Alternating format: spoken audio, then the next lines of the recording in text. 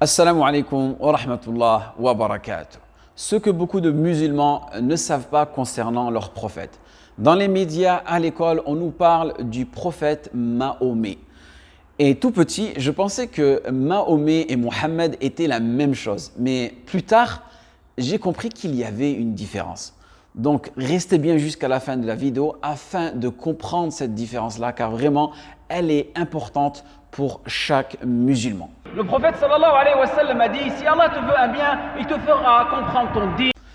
Une question qui se pose, pourquoi passer de Mohammed à Mahomet alors que Mohammed a une signification spécifique en langue arabe?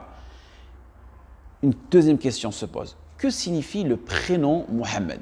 Beaucoup de musulmans et non-musulmans ne connaissent même pas cette signification. Et même ceux qui s'appellent Mohammed, parfois, ne le savent pas. Pourtant, c'est le prénom le plus donné au monde si on en prend compte toutes les variations de ce prénom-là. Donc, vous avez Mohammed, vous avez Mahmoud, vous avez Ahmed, vous avez Hamed, vous avez Hamad, vous avez Hamid, vous avez Humayd, vous avez Ham, vous avez Al-Muhammad, vous avez Hamida. Vous avez différents prénoms qui sortent de cette racine-là. Donc, Mohammed qui veut dire tout simplement digne de louange, qui mérite ces louanges-là, d'accord? Contrairement à Mahomet. Cela viendrait de Mahomid. Donc ici, il y a une négation. C'est-à-dire l'inverse de la signification de notre noble prophète. L'indigne de louange, le non loué, voire l'exécrer, le détester. Et vous remarquez que dans le prénom Mohammed, on met une shadda sur le mime, donc on insiste sur le mime. Et cela s'appelle une siratul mubalara, c'est-à-dire c'est une figure d'insistance en langue arabe. Et ici, cela signifie la perpétuité d'un attribut. Donc Mohammed, c'est-à-dire celui qui est comblé d'éloges jusqu'à la fin des temps. Et la preuve est que 1400 ans après, son prénom, Mohammed sallallahu alayhi wa sallam, est évoqué et perpétué et loué dans le monde entier à travers l'appel à la prière. أشهد أن محمدًا رسول الله.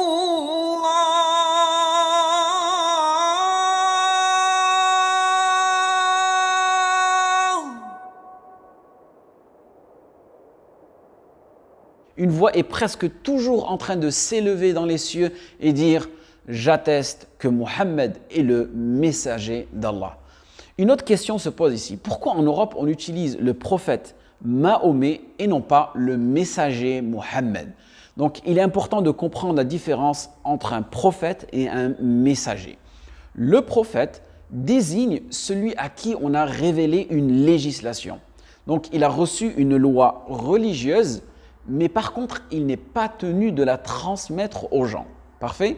Et selon certaines chaînes de transmission, il a été rapporté qu'il y aurait plus de 124 000 prophètes.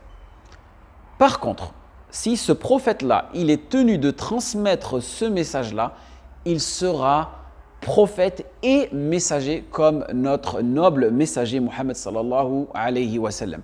Et les messagers, il serait un total de 314 messagers. Donc ici, nous avons une règle importante. Tout messager est prophète, mais tout prophète n'est pas nécessairement un messager. Et ici, on voit la spécificité du messager. Allah subhanahu wa ta'ala dit dans le Coran « وَمَا كَانَ مُحَمَّدٌ أَبَا أَحَدٍ مِّن رِجَالِكُمْ وَلَكِنَ رَسُولَ اللَّهِ وَخَاتَمَ النَّبِيِّينَ » Mohammed n'est le père d'aucun homme parmi vous, mais il est le messager de Dieu, le sceau des prophètes. Et ces derniers temps, beaucoup de personnes se sont attaquées à la personnalité de notre noble messager, à ses origines. Ils ont même essayé de le caricaturer.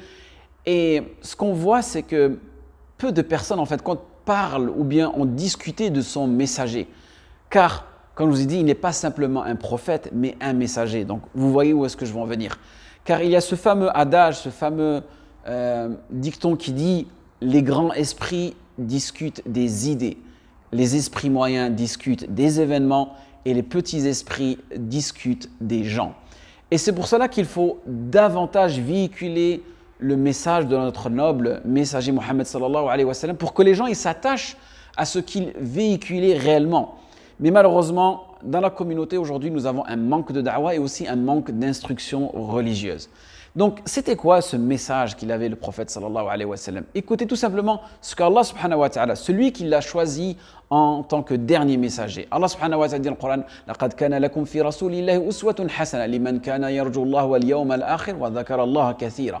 C'est-à-dire, vous avez une exemplarité parfaite dans le messager d'Allah, Muhammad sallallahu alayhi wa sallam.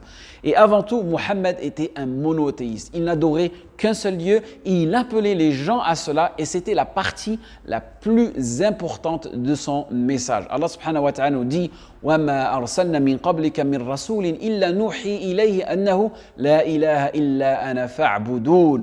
N'adorer qu'un seul Dieu, car le prophète sallallahu alayhi wa sallam, il était contre l'injustice. Et la première forme d'injustice contre laquelle il se battait était le polythéisme, c'est-à-dire donner un égal au Créateur, l'injustice envers le Créateur. Il appelait les gens à l'unicité, au tawhid, à unifier vos actes d'adoration et ne rechercher que l'agrément d'Allah subhanahu wa ta'ala dans tout acte d'adoration que vous accomplissez.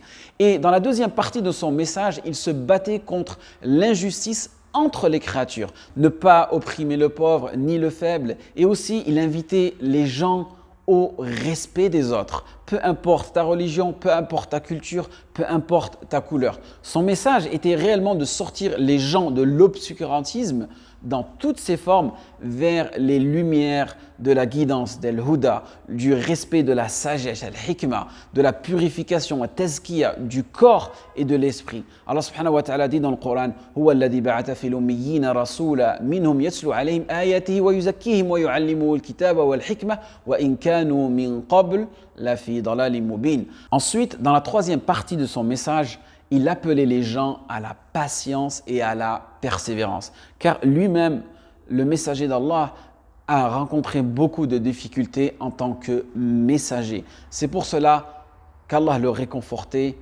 à travers différents versets, différents ayats. Allah subhanahu wa ta'ala lui a dit: لَعَلَّكَ بَاخِعُ نَفْسَكَ أَلَّا يَكُونُوا مُؤْمِنِينَ فَلَا تَذْهَبْ نَفْسُكَ عَلَيْهِمْ حَسَرَاتٍ إِنَّ اللَّهَ عَلِيمٌ بِمَا يَصْنَعُونَ.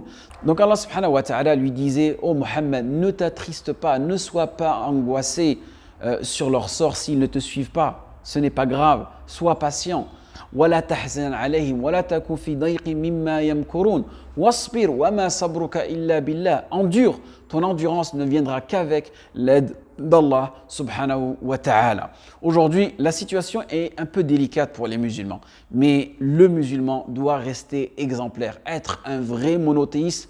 Peu importe ce qu'il se passe, le musulman doit rester fort, car sa vie, elle ne s'arrête pas là. Alors, si toi aussi, tu as accepté aujourd'hui d'être un musulman, de suivre le message du prophète sallallahu alayhi wa sallam, tu dois être fort et patient malgré les difficultés que tu vis et être fier de ton message et de son message sans le changer ni le modifier, et surtout l'appliquer sans avoir honte de ton messager. Et toi aussi, transmettre ce noble message, et bien sûr avec beaucoup de miséricorde et de douceur. Nous t'avons envoyé que miséricorde pour cet univers. Allah subhanahu wa ta'ala dit: mais si tu étais dur, si tu étais rude, ils se seraient enfuis de ton entourage. Pardonne-leur donc et implore pour eux le pardon. Fa'fu anhum wastaghfir lahum.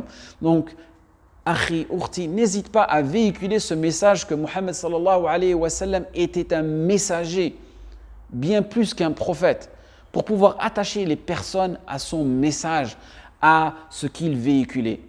وَمَا مُحَمَّدٌ إِلَّا رَسُولٌ. Muhammad n'est qu'un messager, en espérant que ce rappel soit bénéfique pour vous et moi. وفق الله جميع لما يحب ويرضى والسلام عليكم ورحمة الله وبركاته.